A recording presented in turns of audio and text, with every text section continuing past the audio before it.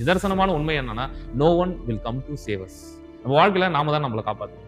எக்ஸ்ட்ராவா யாராவது ஹெல்ப் பண்ணாக்கா அது உங்களுக்கு கிடைக்கிற போனஸ். ஆனா எல்லாமே அடுத்தவங்க தான் செஞ்சு தரணும், எல்லாமே இறைவன் தான் செஞ்சு தரணும் அப்படின்னு நம்ம எதிர்பார்த்தாக்கா அது நம்மளுடைய முட்டாள்தனம்.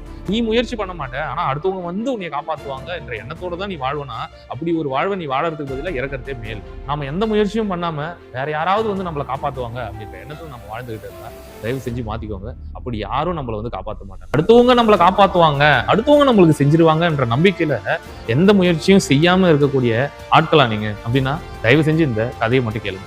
ஒரு ஊர்ல ஒரு வியாபாரி இருந்தான்.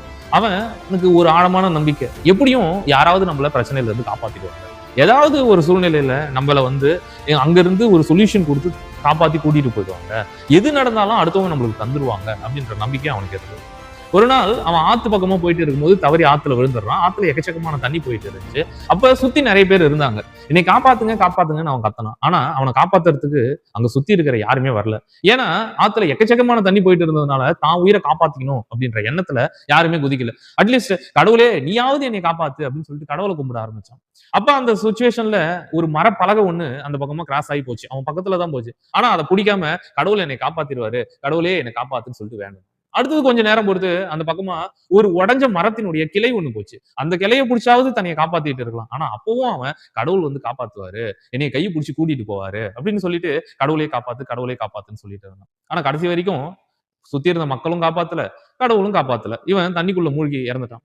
இறந்துட்டு மேல போகும்போது கடவுளை பார்த்து கேட்கிறான். ஏன் நீ என்னைய வந்து காப்பாத்தல? உன்னை அவ்வளவு நேரம் கேட்டனே, அவ்வளவு நம்பனே, என்னை ஏன் காப்பாத்தல அப்படின்னு கேட்டார். அதுக்கு கடவுள் சொன்னாரு, உனக்கு நான் கைய குடுத்திருக்கேன், கால குடுத்திருக்கேன், சிந்திக்கிறதுக்கு மூளையை கொடுத்திருக்கேன், நல்ல உடம்பு கொடுத்திருக்கேன். இவ்ளோ இருந்தும் அந்த பக்கம் ஒரு பலகை போச்சு. அத புடிச்சுக்கிட்டு தப்பிச்சிருக்கலாம். ஆனா தப்பிக்கல. ஒரு மரத்தினுடைய ஒரு பாகம் போச்சு. அத புடிச்சுக்கிட்டு நீ தப்பிச்சிருக்கலாம். ஆனா நீ தப்பிக்கல. எப்பேர்ப்பட்ட சூழ்நிலை வந்தாலும் நீ முயற்சி பண்ண மாட்ட. ஆனா அடுத்தவங்க வந்து உன்னைய காப்பாத்துவாங்க என்ற எண்ணத்தோட தான் நீ வாழ்வனா, அப்படி ஒரு வாழ்வை நீ வாழறதுக்கு பதிலா இறக்கறதே மேல் அப்படின்னு நான் நெனச்சேன். அதனால தான் நான் நேரடியா வந்து காப்பாத்தல அப்படின்னு கடவுள் சொன்னாராம்.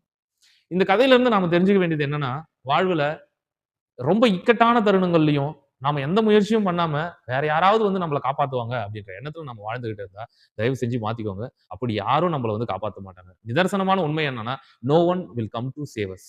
நம்ம வாழ்க்கையில நாம தான் நம்மள காப்பாத்திக்கணும். அதனால முயற்சியை செய்யுங்க. எக்ஸ்ட்ராவா யாராவது ஹெல்ப் பண்ணாக்கா அது உங்களுக்கு கிடைக்கிற போனஸ். ஆனா எல்லாமே அடுத்தவங்க தான் செஞ்சு தரணும், எல்லாமே இறைவன் தான் செஞ்சு தரணும் அப்படின்னு நம்ம எதிர்பார்த்தாக்கா அது நம்மளுடைய முட்டாள்தனம். சோ இந்த எண்ணத்துல இருந்து நம்ம மீண்டு முயற்சிய தொடங்குனாக்கா, தன்னம்பிக்கையோட நம்மள நம்பி முயற்சிகள தொடங்குனாக்கா, வாழ்க்கையில நிச்சயமா நம்ம வெற்றியை நோக்கி போக முடியும். அப்படின்ற இந்த ஒரு அழகான கருத்த சொல்லி, இந்த நாள் உங்களுக்கு ஒரு அருமையான நாளாக அமையணும் அப்படின்னு இறைவன வேண்டிக்கிறேன்.